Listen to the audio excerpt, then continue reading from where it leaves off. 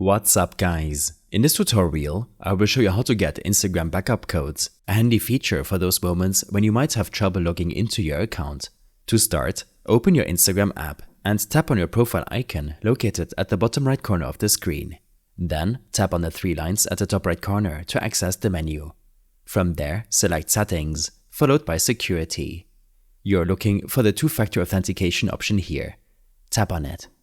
Two-factor authentication adds an extra layer of security to your account and needs to be activated to access backup codes.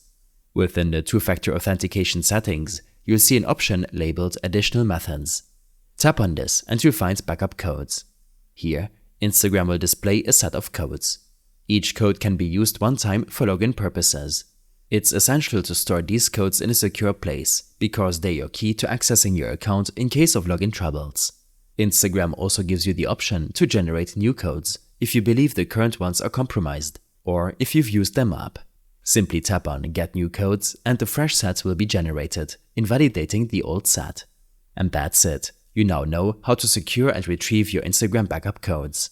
These codes can only be used once and are an important part of keeping your account accessible and secure, so make sure to save them in a safe place. I hope this helped you out. Leave a comment if you have any questions and see you in the next one.